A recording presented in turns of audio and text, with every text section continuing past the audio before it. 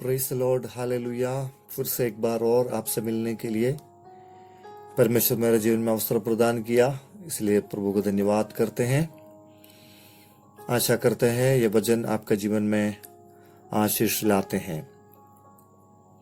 फलवंत होने के रास्ते, भजन संहिता 1। भजन संहिता की पुस्तक में कुल मिला के 150 भजन है। ये काव्य रूप में होने के कारण इसकी भाषा सरल और समाज के हर वर्ग को समझने के लिए आसान है। इनमें से अधिक भजन जीवन के भिन्न हालातों को दिखाते हैं, जिसमें से कई चीजें हमारे दिन प्रतिदिन के जीवन से जुड़ी हुई है। इसलिए अधिकतर लोग इसको पढ़ना पसंद करते हैं और इसमें से शांति एवं आश्वासन का अनुभव करते हैं। कुछ भजनों को हमने रटे हुए हैं, जैसे कि भजन संहिता 1 और 23 और 51 और 91, 103 आदि। इस कोरोना के काल में भजन संहिता 91 कई बार हम पढ़ते हैं और उसमें से कई प्रचार भी सुनते हैं।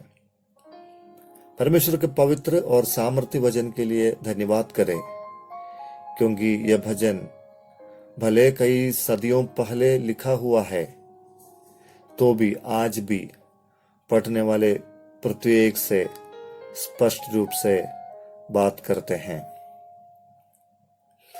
पहला भजन संहिता धर्मी और दुष्ट मनुष्य के बीच के अंदर को बताते हैं। मसीह में बने रहने वालों के अंदर परमेश्वर को प्रसन्न करने लायक फल लाने के विषय में हम कल सुन रहे थे। पुराने नियम में भी जो यहोवा परमेश्वर के मार्ग में चलने वाले होते थे और उन लोगों के जीवन से भी फल की अपेक्षा किया करते थे। हमारा चाल चलन कैसा होना है और कैसे होने से हम प्रभु में फल ला सकते हैं, इस विषय को भजन संहिता 1 उसका 1 से लेकर 3 तक का वाक्य में बताते हैं। पहले विषय, दुष्टों की युक्तियों पर नहीं चलना। लोगों के अंदर स्वाभाविक रूप से बुराइयों की ओर एक झुकाव होता है, जो मनुष्य जानबूझकर नहीं करते हैं, लेकिन अपने गिरे हुए मनुष्यत्व का एक सबूत है। वो परमेश्वर के भले मार्ग को ना चुनकर दुनिया के मार्ग चुनने के लिए मनुष्य के अंदर से एक दबाव स्वयं उत्पन्न होता है। लेकिन जो प्रभु के लिए फल लाना चाहता है, उसके चाल चलन की जिक्र यहां पर करता है।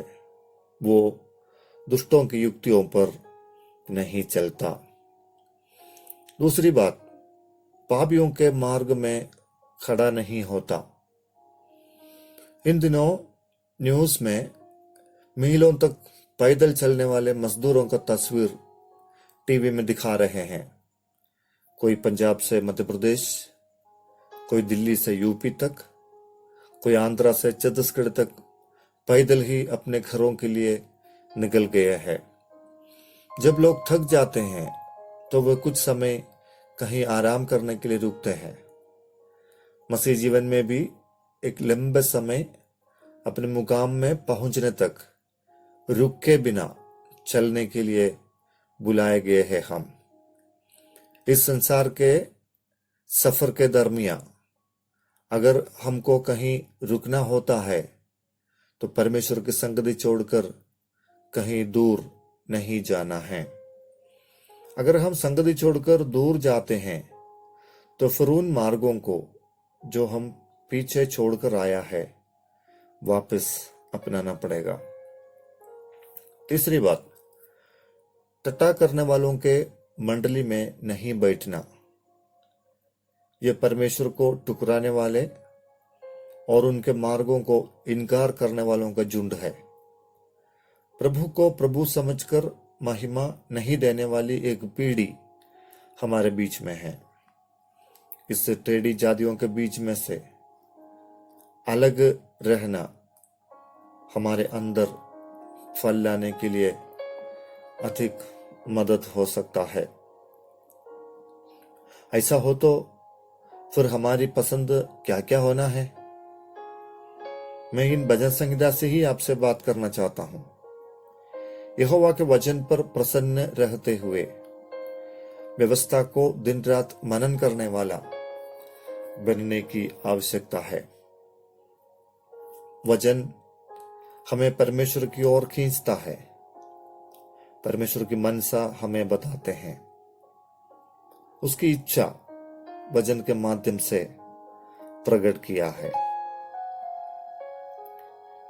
हमको फल लाने और वो फल हमें बने रहने के लिए पवित्र वचन हमारा मार्ग निर्देशक बन जाता है। निर्धारित समय पर हम में फल उत्पन्न करने के लिए हमारे चाल चलन को परखने और परमेश्वर के पसंदीदा चीजों को चुनने के लिए प्रभु इन दिनों में हमारी सहायता करने पाए। प्यारे प्रभु जी, हम अपने आप को आपके हाथों में समर्पित करते हैं। इस वचन के आधार पर पवित्र शास्त्र को मनन करते हुए आपकी व्यवस्थाओं को पालन करके एक फलबंद जीवन जीने के लिए हम सबको सहायता करें। वचन हमारे मार्ग निर्देशक बनने पाए, बुराई को छोड़कर भलाई को अपनाने के लिए ये वचन हमारे मदद करने पाए। प्रार्थना सुनने के लिए धन्यवाद। यीशु नासरी के नाम से मांगते हैं, आमीन।